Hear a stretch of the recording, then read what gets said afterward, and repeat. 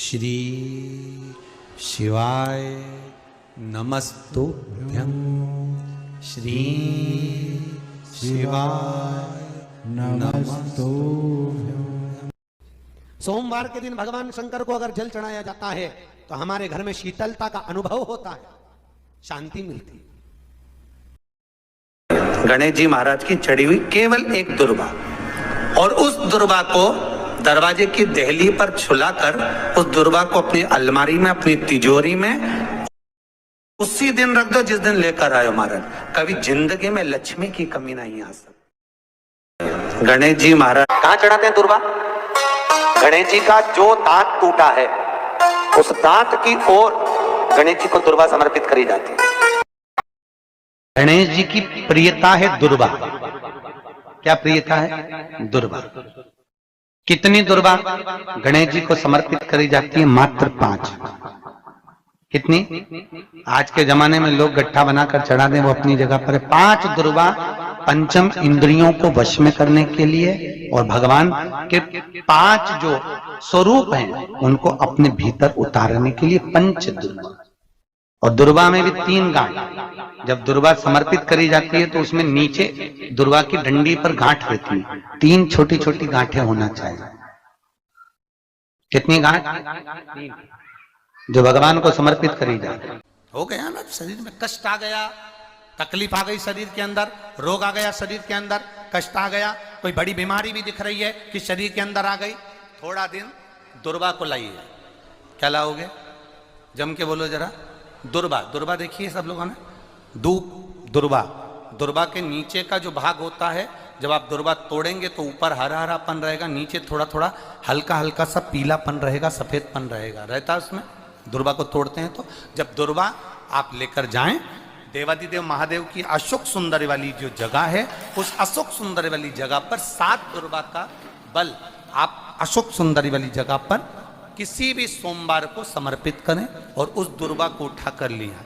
7 दुर्बा 7 दिन तक उसको गीले कपड़े के अंदर अच्छे दबा के रख लें और 7 दिन एक दुर्बा प्रतिदिन खाली पेट उसको खाना चबा चबा कर प्रारंभ करिए। और शरीर में अगर कमर में भी दर्द है, घुटने में भी दर्द है और पीठ में, कंधे के पास अगर दर्द है, 7 दिन खाकर देखना, धीरे धीरे धीरे धीरे वो दर्द अपने आप समाप्त होना चालू हो जाएगा। वो दुर्बा का आनंद हमारे जीवन में, क्योंकि भूमि तत्व को हमें मिल रहा है, भूमि तत्व से हमें प्राप्त हो, हम छोड़ दिए। ना हमारा भजन जमीन पर है, ना हमारा भोजन जमीन पर है, हम छोड़। कई लोगों के घरों में गणेश जी की बहुत सारी फोटो हो जाती है। बहुत ध्यान दीजिएगा महाराज। कई लोग गिफ्ट में गणेश जी दे देते हैं। शास्त्र कहता है जिसने अपने जीवन काल में, आपको पहले भी कथा में कहा था, एक आंवले का वृक्ष, एक गणेश जी की मूर्ति, आंवले का वृक्ष, गणेश की मूर्ति, ये 2 चीजें एक ऐसी हैं जिसको एक वो क्या बोलते हैं उसको, एक कुबेर का स्टेचू भी आता है जिसको कंधे पे पोटली रखी हुई स्टेचू आता है, वो गंजा बाबा रहे सो, क्या बोलते हैं हम लोग, कहते कुबेर स्टेचू बोलते हैं उसको। ये भी गिफ्ट में नहीं दिया जाता। महाराज, यदि गणेश की मूर्ति, गणेश की प्रतिमा, गणेश का फोटो हम किसी को गिफ्ट में दे देते हैं तो हमारे घर की संपदा उस तारीख को लिखकर रखना, उसके बाद में धीरे धीरे छिन्न होने लगती है, संपदा टिकती नहीं है। 1 रुपया कमाओगे, 1.25 रुपया खर्च होगा। और घर के हर जगह पर गणेश जी की मूर्ति नहीं लगाना चाहिए। घर का फोटो, गणेश जी का फोटो हर जगह पर नहीं लगाना। जहां पूजन करते हो वहां लगा लो, जहां स्मरण करते हो वहां लगा लो, चल जाएगा। पर सारे घर में ना जाने कौन कौन सी दिशा में, और यहां तक कई लोग साल भर गणेश जी रखते हैं, तो उनसे भी निवेदन है साल भर गणेश जी रखो, मना नहीं है, पर गणेश जी रखना कौन सी दिशा में चाहिए उसका भी शास्त्र प्रमाण वर्णन करता है महाराज, उसका भी शास्त्र प्रमाण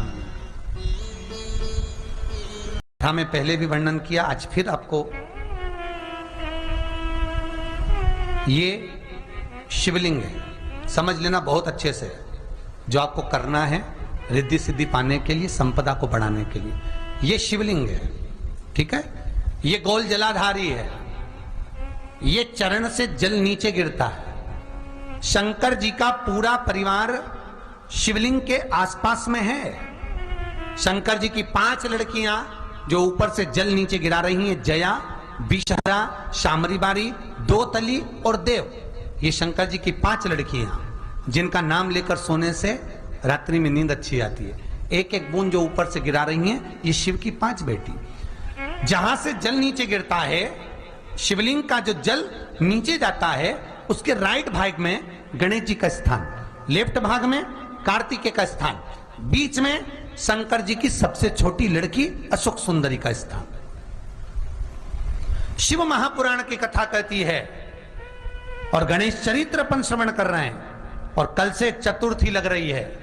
जिसके घर में संपदा की कमी पड़ती हो, बीमारियां ज्यादा फैल रही हो, बहुत कष्ट हो महाराज, बहुत ज्यादा दुखी हो महाराज, कोई काम नहीं बन रहा, बहुत तकलीफ में हो, तो शमी पत्र, शमी की पत्ती, जहां गणेश जी का स्थान है वहां पर 5 शमी पत्र 5 समर्पित करें और शंकर जी के ऊपर 3 शमी पत्र समर्पित करें।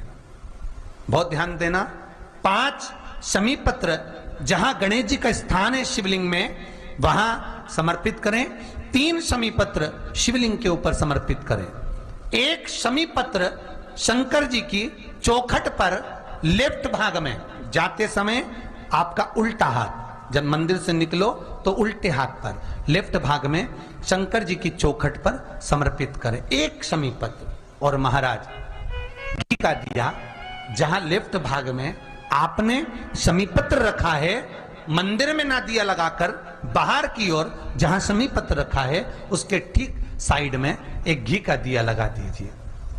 एक कटोरी में पंचामृत बनाकर ले जाते हैं, दूध, दही, शहद, घी, शक्कर, ये सब मिलाकर यदि आप लेकर जाते हैं और ले जाकर भगवान शंकर के सामने समर्पित करते हैं, एक बेलपत्री अशोक सुंदरी, अभी तक आपने जो बेलपत्री चढ़ाई अशोक सुंदरी के ऊपर, डंडी का मुख जहां से पानी बहता है उस ओर रखा जाता है। पर जब हमें ऐसा लग रहा है कि हमारे पितृ भूखे हैं या हमारे पूर्वज प्यासे हैं या उनको भाग नहीं मिल रहा, इसलिए मेरा कोई काम नहीं हो रहा, इसलिए शिव राजी नहीं हो रहा है, तो ये बेलपत्री के भाग को बदल दिया जाता है। ये बेलपत्री अशोक सुंदरी की जगह पर जब चढ़ाया जाता है तो ये पत्ती का जो भाग है जहां से पानी बहता है उस ओर रखा जाता है, और ये डंडी का भाग शिवलिंग की ओर रखा जाता है। और यहीं पर भगवान शंकर को जो तुम पंचामृत बनाकर लेकर गए हो वो पंचामृत चढ़ाया जाता है, और वही पंचामृत थोड़ा सा शिवलिंग पर चढ़ा दिया जाता है। उसके बाद में पितृ पूर्वज जल की आस नहीं रखते, न भोजन की आस रखते हैं, क्योंकि शंकर उनको तृप्त कर देते हैं, शिव उनको पूर्ण कर देते हैं। कई माताओं की आदत होती है, जब शंकर भगवान को बेलपत्र चढ़ाती है तो उस बेलपत्र पर ओम लिख देती है या चंदन लगा देती है या बीच पत्ती पर थोड़ा सा कुछ भी लगाएगी, भले चावल का दाना लगाएगी, भले वो चंदन लगाएगी, भले वो अष्टगंध लगाएगी, गुलाल लगा देगी, अबीर लगा देगी, कुछ भी लगाकर उस जगह पर लगाकर फिर भगवान को चढ़ाए। वो व्यक्ति जो भगवान शंकर को बेलपत्र जब समर्पित करता है और बीच की पत्ती पर चंदन लगाकर, मध्यस्थ जोड़ पर शहद लगाकर शिव को जब समर्पित करता है, तो उसका भाग्य कितना भी विपरीत चल रहा हो, उसकी किस्मत की रेखा कितनी भी विरोधी, कितनी भी विपरीत चल रही हो, वो अपने आप से बच जाती है, अपने आप से बच जाता है। उसको सुधारने के लिए कोई दूसरा नहीं आता, आप अपनी किस्मत को संवार सकते। आज भी नियम है, जिसके घर में ज्यादा चूहे होते हैं ना, 5 लड्डू चतुर्थी के दिन सोबरी ऋषि के नाम लेकर घर में रख दो, जिंदगी में कभी चूहा नुकसान नहीं करेगा, घर में आएगा। आज भी नियम, एक बात अपनी जिंदगी में उतार कर रखिएगा, कभी अगर जिंदगी में कहीं अटकलियों में पड़ रहे हो, कहीं तुम्हें ऐसा लग रहा है कि मैं बहुत अटकलियों से निकल रहा हूं, एक समस्या पूर्ण होती है, दूसरी समस्या पड़ जाती है, दूसरी समस्या पूर्ण होती है, तीसरी समस्या पड़ जाती है, तीसरी समस्या पूर्ण होती है, चौथी पड़ जाती है। तो एक काम जरूर करना कि बेलपत्री के वृक्ष के नीचे, बेलपत्री की जड़ में लाल चंदन का पानी 1 लोटा प्रत्येक सोमवार को चढ़ाना प्रारंभ कर दीजिए। अपने आप अटकलें सुलझना। कोई मनोरथ बड़ा है, कोई कामना बड़ी है और बाबा से आपने विनती करी कि मेरा ये कार्य अटक रहा है, आप पूरा करोगे, मुझे विश्वास है। 108 चावल के दाने चढ़ाना है। आपने चंदन लगाया, हाथ की हथेली पर 108 चावल के दाने जो घर से गिनकर लेकर गए हो उसको हथेली में रखा। एक एक चावल का दाना नहीं चढ़ाया, हथेली में रखकर जो विशेष कामना 108 अक्षत के दाने हाथ में हो और आपकी कामना कर कर जिस कार्य के लिए आपने बाबा को आज स्पर्श किया है, हाथ में लेकर जहां आपने चंदन लगाया है उसी जगह पर हथेली से बाबा को चंदन वाले स्थान पर उस 108 चावल के दाने को रख देना चाहिए, छोड़ देना चाहिए।